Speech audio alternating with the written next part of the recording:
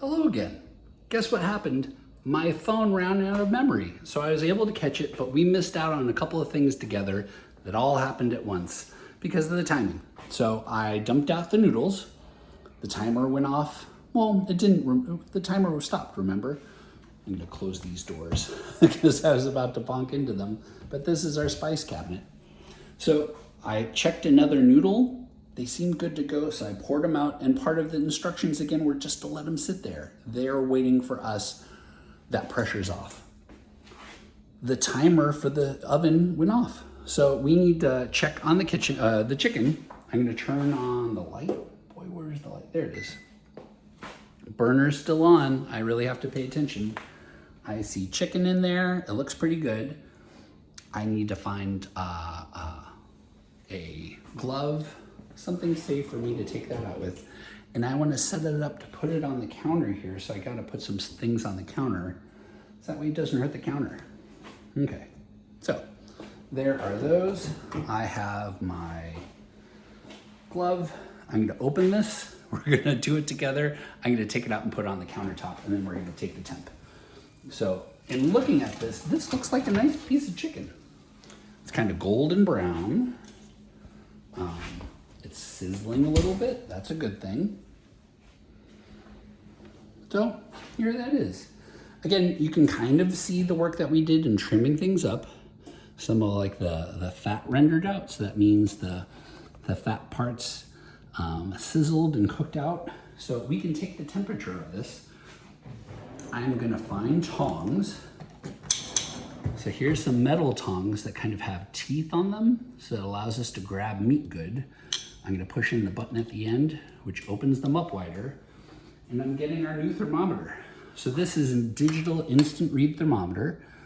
You can find these at grocery stores, at department stores.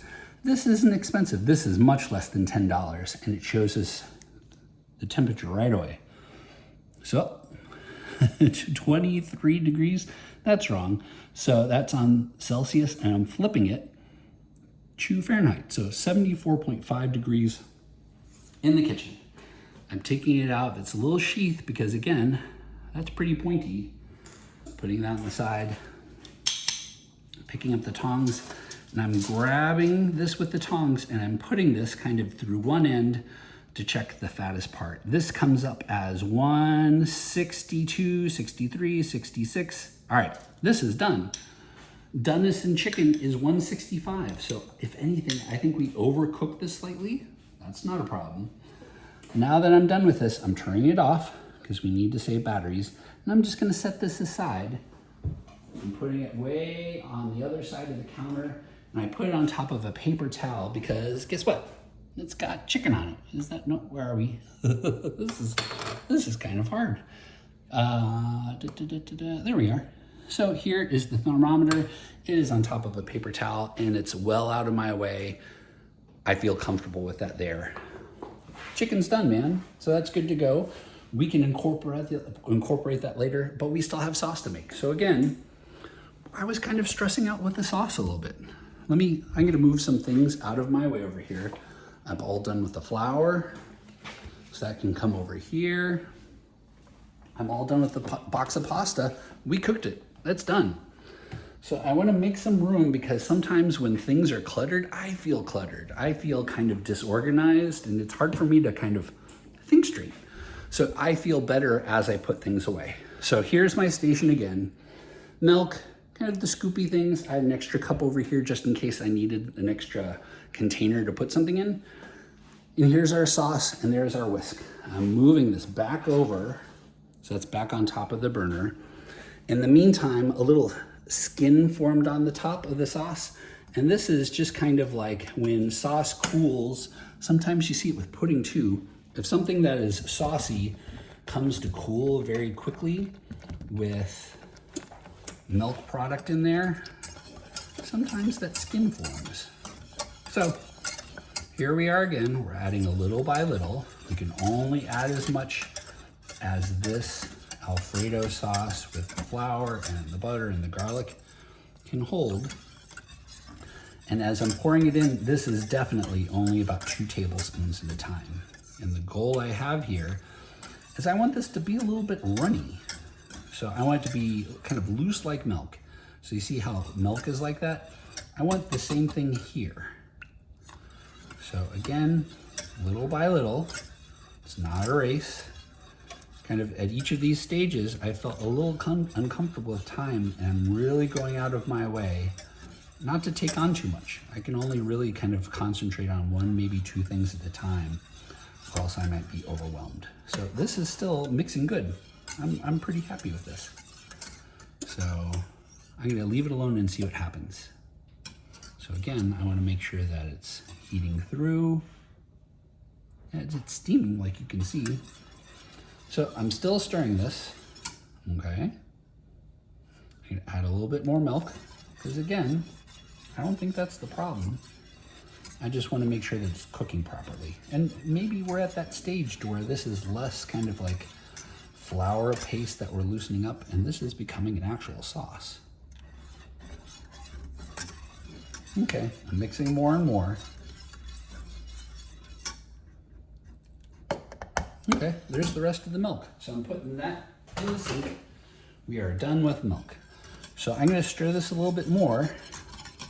And while I'm stirring, I'm looking over the side and seeing what my next steps are.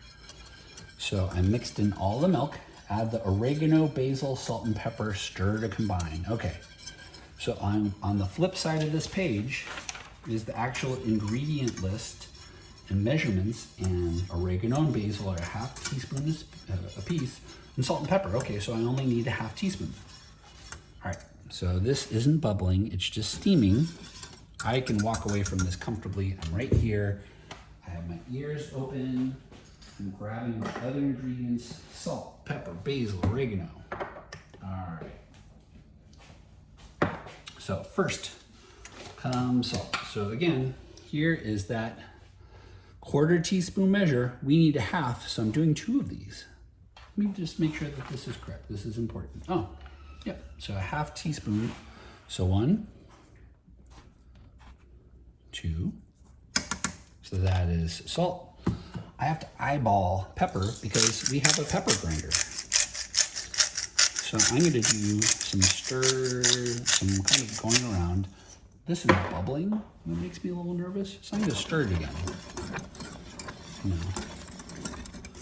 if this is for us, if we're the ones making the recipe, we're the ones in charge of deciding when we want to do things. And I really wanted to make sure that I stirred that good. Okay, so it's beginning to simmer. I'm turning this down to low. Okay, bubbly, bubbly, bubbly. So next up, I did salt, pepper, oregano. We need 2. Oop, that's bubbling more. 2 of those. That is 2/4 teaspoons of oregano, which now makes 1/2 teaspoon. I'm going for the same of basil. So here is 1/4 teaspoon, 2/4 teaspoons, and this is bubbling a lot, so I'm moving this over some. Now I'm off the burner. There's no longer any heat applied, and I am whisking, whisking, whisking. So I am making sure that all of those spices are incorporated. And again, with smell-o-vision, this smells really nice. So I'm still picking up notes of garlic. It smells a little buttery, but I can see all those spices really nice and mixed in. Okay, so now that it's off the heat, it's no longer bubbling. So let's take a look at the recipe again. Add oregano, basil, salt, pepper, stir to combine. Check. Add the Parmesan cheese and keep stirring until melted. Okay, so we have 1 cup of Parmesan cheese. We need our cup back. So our cup is in the sink. It's clean over here. I'm gonna rinse it off with some water. I feel pretty comfortable with that. You know, the ingredient that we had in here was a milk product. We're putting more milk product in here. I would say the only disadvantage is some of the cheese might stick inside, but I'm okay with that. Again, I'm all by myself today. What's most important to me is I have an easier, fun time cooking. I don't want a lot of extra stress, so let's not invite that. I'm setting my camera back up over here. Again, this stovetop is still hot. That's turned on low. I need to get my Parmesan from over across the kitchen. So here we are. And I'm going to measure this. So we need, again, 1 cup. Is that correct? I'm looking at 1 cup on the recipe. So here's that cup. I'm going to pour in, and I'm eyeballing. This isn't like the flour where we needed to do the top. I feel pretty good with that. And in truth, let me show you. It's kind of a mound.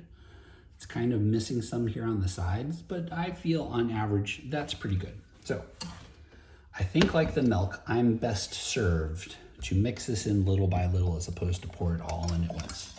So let's try that. So here is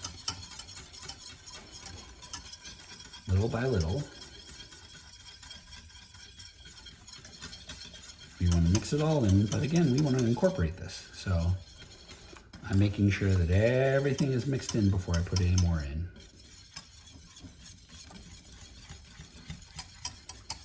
This is also beginning to smell really good. Okay, we have maybe just a little bit left at the bottom. And if you look, it did stick to the inside, but I don't think it's that bad. So I'm willing to live with that. And at worst, we can put some extra in later. So let me show you what this looks like. It's incorporated. This is a thick sauce. So I think that's okay. I'm using the whisk still. I can feel that it is a different feeling when stirring. And I think that's the addition of the cheese here. So yeah, this kind of reminds me of pizza. So if you pull like a slice of pizza and the cheese comes along with it, I think that's what's happening here. So I think that's good to go. Where we're at on the recipe, I want to say, starting to combine things. So let's take another look. Oh, add Parmesan cheese and keep stirring until melted. Done. Add the penne pasta back in the pot, slice the cooked chicken and add into pot, and pour the Alfredo sauce into the pot and stir well to combine everything. Part of the reason I actually wrote part of this out is that way you're adding things back into that pot to make things easier. And because I'm doing it myself today, I kind of don't want that stress. So what I'm gonna do is I put the pot off the burner. I'm turning my burner off now. I'm done using you, sir. I'm gonna set that aside. My family uses a lot of jarred tomato sauce, and what we usually do is we'll get like a ladle or a spoon and we'll scoop it onto our pasta and scoop it onto our other toppings like zucchini, anything else that we have on top. And we'll do it that way, so that way everyone can choose exactly how much they want. We're gonna do that way today. So let's get a bowl. Let's take a look. Here's some bowls. I like the size of this one. This looks pretty good. I think that's a good single serving size bowl. All right, I'm coming back over to the sink because this is where our pasta was. We told it, hey, we'll come back for you a little bit later. In the meantime, this has kind of gotten harder. It's seized, so it's now like stuck together. To fix that, I'm just gonna run some water over it. I'm mixing it a little bit with my spoon, just that way all the water touches it. And it's loosening up some. Is that gonna get my pasta cold? I mean, a little bit. In truth though, I mean, that's still steaming. To me, that looks pretty hot. If I picked up some of that pasta, it might hurt me. So I trust that it's warm enough. If need be, you can get hot water out of your tap and add that in. So here is a portion of that. I am now coming over. I'm gonna move my recipe, put that over here, and then I'm gonna get like a serving spoon and I will use that for my sauce. So I'm looking in the drawer for serving spoons and I found this guy. I think that works. So I'm using this to scoop some of the sauce. So here's a part of that skin that we talked about. So the change in temperature. This now looks like a thick sauce. I'm gonna scoot that over a little closer to my bowl.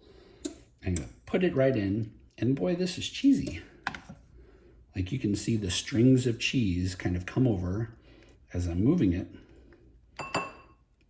I think that's a good amount for the moment. I can always come back for later. So that looks good.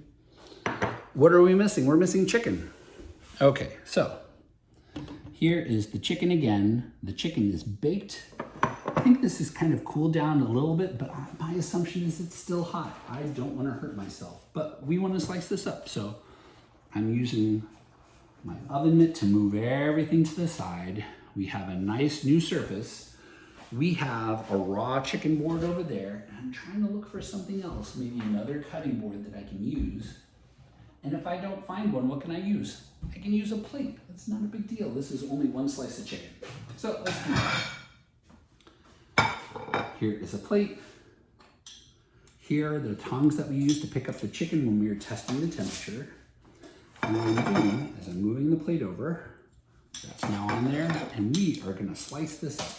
So I'm going back to my knife drawer. I'm looking for knives that are available, and I found a paring knife. So these are the little knives that we might use to slice up little bits of tomato. So it's got a cover. So I'm gonna get these tongs again, and I'll use that to hold. So we take a couple slices off of this, and in looking inside, it's white with a little bit of pink. It's nice and juicy. This seems to be nice and moist. Okay, the meat is rested, which means once it was done cooking, I let it kind of just sit there, and that helps the juices reincorporate back in. So I'm using the plate to kind of slice this up. I'm breaking it up a little bit. All right, and now I'm gonna put this on top. So I'm using kind of all the utensils here, placing that in. Okay, that looks like a good portion of chicken. Here is my extra cheese, and I'm gonna just sprinkle a little bit on top. Okay, so let's take a look at this. We have sliced chicken on top of Alfredo. We have the sauce, we have the pasta there. I'm gonna grab a good fork for myself, and I'm gonna mix it in a little bit and take a good bite. I'm pretty hopeful, this looks great. So I'm gonna put this down again. All right, so here's what we got. Let's mix it all in. We did a lot of mixing today, so I feel this isn't out of order. All right, this looks great. All the pasta's coated, all the chicken's coated. It smells delicious. So let's take a bite together. So I'm grabbing a little bite of noodles and chicken. It's nice, and together it's got a little extra cheese. It smells delicious. I can smell the garlic and the butter. Okay, I really like that. It's not too big. It doesn't taste too much like garlic. It's sweet, it's there. It's not too garlicky. The cheese is there, that's fantastic. If you like a different kind of shredded cheese, you can have a thicker kind of thread to that. I'm gonna take another bite. This is delicious. So let's take another look. Okay.